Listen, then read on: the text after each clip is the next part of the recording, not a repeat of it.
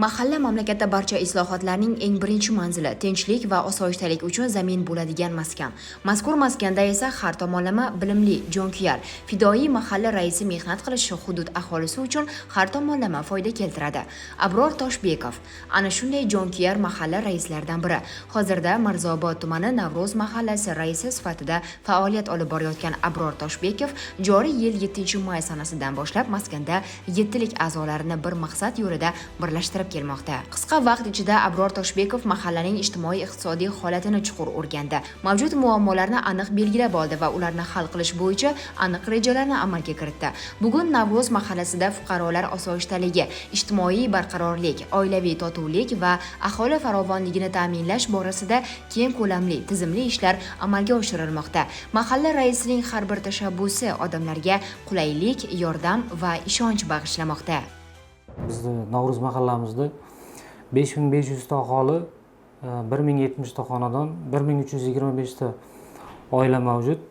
Shundan bu yilda 2025-yilda 127 nafar ishsizlarimiz bor bo'lib turib, hozir kunga qadar 31 nafar fuqaromizni o'zini o'zi band qildirdik. Undan tashqari 41 nafar fuqaromizni davlat dasturi asosida har bir oila tadbirkor yo'nalishi bo'yicha kreditlar bilan ta'minladik. Yoshlarimizni o'quv kurslariga jalb qilib, ularni o'qitib kelmoqdamiz.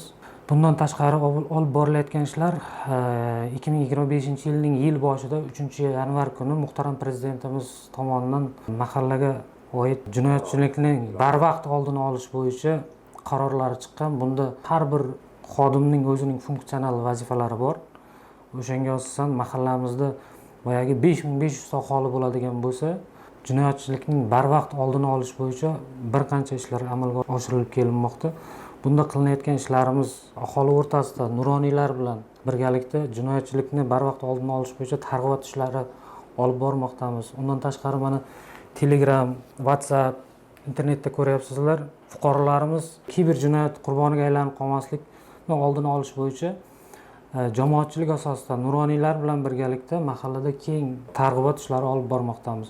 Bundan tashqari aholini ijtimoiy ahvolini yaxshilash maqsadida mahallamizda, Mustaqillik ko'chamizda aholini sharoitini yaxshilashda ko'p qavatli domlarimizda ichimlik suvlarini va o'sha ko'p qavatli uylarimizni oldidagi yo'llarimizni qaytadan noldan ta'mirlab, aholi xonadonlarini ham ta'mirlab, ularga shart-sharoitlar yaratilib kelinmoqda.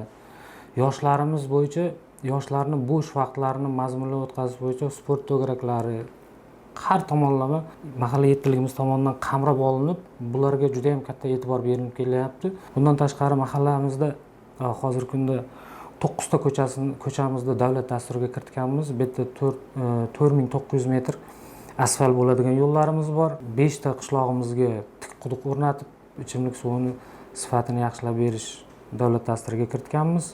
Undan tashqari jinoyatchilikni oldini barvaqt olish bo'yicha har bir ko'chalarimizga ko'cha yoritgichlari o'rnatmoqchimiz. Hozir kunga qadar 20 bitta ko'chamiz bo'lsa, 7 ta ko'chaga erishdik. Mana shu tungi yoritgichlar o'rnatishga va o'sha 20 bitta ko'chamizdan 12 tasiga kuzatuv kameralari ham o'rnatib bo'lganmiz. Biz Navro'z mahallamiz hozir kunda yashil hududda bo'lib, bunda bizni mahalla yetkazligimiz bilan mana shu xalq o'rtasidagi olib borilayotgan ishlar bundan-da kuchaytirib, doimiy ravishda nuroniylar bilan jamoatchilik asosida kengashimiz bor, vakillarimiz bor, shular bilan ko'cha boshlarimiz bor. Hamkorlikda doimiy ishni olib bormoqchimiz va bundan keyin ham mana shunday jinoyatdan xoli hudud bo'lib mahallamiz shunday ushlab turishga bor kuch-g'ayratimizdan foydalanib shu tarzda ketishga harakat qilamiz. Mahallada jinoyatchilik va huquqbuzarliklarning oldini olishda mahalla yetkazligi, ayniqsa profilaktika inspektori bilan hamkorlikda olib borilayotgan ishlar ham alohida e'tiborga loyiq. Bugun bu yerda tinchlik, osoyishtalik, hamjihatlik ustuvor qadriyatga aylangan. Mahallamizda kriminal vaziyatni barqarorlashtirish borasida uzluksiz ish tashkillashtirilgan. Mahalla yetkazligimiz bilan bunga yurtboshimizni yil boshidagi birinchi sonli qaror asosida o'sha qarorning ijrosini ta'minlash maqsadida avvalo Navro'z mahallamizga barcha kirib chiqish yo'llarini kuzatuv kamerasi hamda yuzdan tanib olish, raqamdan tanib olish kameralarini o'rnatib, doimiy ravishda Mirzaobod tuman ichki ishlar bo'limiga navbatchilik qismiga integratsiya qilingan. Doimiy ravishda kuzatuvda bo'ladi. Navro'z mahallamizda kontingentlar mavjud. Bu kontingentlar nizoli oila, surunkali ichuvchi, ruhiy kasal, muqaddam sudlangan, probasiya nazoratida turganlar, profilaktika hisobida turgan ro'yxatlarni har birini alohida ro'yxatni shakllantirib, u bo'yicha manzilli ishlar olib borilyapti. Bunga ishsiz yoshlarni bandligini ta'minlash, kasb hunarga o'qitish, ularga amaliy ko'mak berish ishlari olib borilmoqda mahalla yettiligi tomonidan hamda hamkor tashkilotlar tomonidan amalga oshirilmoqda. 2025-yil 1-iyundan 2025-yil 1-iyulga qadar respublika mahalla hududlarida ijtimoiy profilaktika oyligi e'lon qilindi. Bu oylik bizga qanchalik zarur? Bu oylik biz mahalla yettiligi tomonidan, profilaktika inspektori tomonidan kelgusida huquqbuzarlik yoki jinoyat sodir etishga moyil bo'lgan shaxslarni oldindan aniqlab, ularni toifasi bo'yicha, ularni bandligini ta'minlash bo'yicha o'sha kelgusida shu jinoyat qurboni bo'lib qolmasligi yoki jinoyatchilik sodir etmasligini oldini olish maqsadida ularni mahalla yettiligiga xulasa tarzda berib, ular bilan yakka tartibda umumiy profilaktika ishlarni olib boramiz. Hozirgi kunga qadar mahallamda, Navro'z mahallamizda birorta ham jinoyat sodir etilmadi. Mahallamiz shu sababdan hozirda yashil toifada. Bundan keyin ham bu ishlar to'xtab qolmaydi. Yil davomida mana shu ishlarni doimiy ravishda amalga oshirib, yil oxirigacha mahallamni yashil toifada ushlab turishga mahalla yettiligimiz bilan doimiy ravishda ishni tashkillashtirib, uzluksiz ravishda shu ishlarni olib boramiz. Mahallaning har bir xonadonida hayotga yangicha qarash, o'z kuchi va imkoniyatlariga ishonch ortib bormoqda. Bu borada albatta rais Abror Toshbekovning aholini tadbirkorlik faoliyatiga yo'naltirish, tomorqadan unumli foydalanish masalasidagi sa'y-harakatlari natija bermoqda.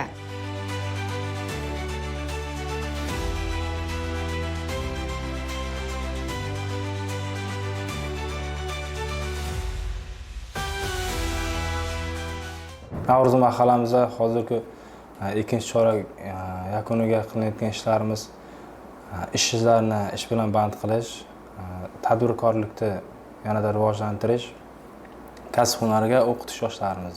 Hozirgi kunda kasb hunariga o'qitgan yoshlarimiz 9 nafarga yetdi. Undan tashqari bitiruvchilarimiz 9 nafarga yetdi. Undan tashqari 8 nafar yoshlarimiz hozirgi kunda o'qimoqda. 6 oylik kurslarimiz bor. Pishiriqlikka, sartaroshlikka o'qiyapti. Mahallamizda tadbirkorlarimiz ko'payapti. Biz mahallamiz ixtisoslashuvi chorvachilik va xizmat ko'rsatishga biriktirilgan bo'lib, chorvachilikni ham keng rivojlantiryapmiz. Ikkinchi choragimizga 38 nafar fuqaromizga jami 287 million so'm chorvachilik uchun kredit berganmiz. Hozirgi kunda chorvachiliklarda sut yo'nalishi, go'sht yo'nalishiga tadbirkorligini rivojlantiryapti.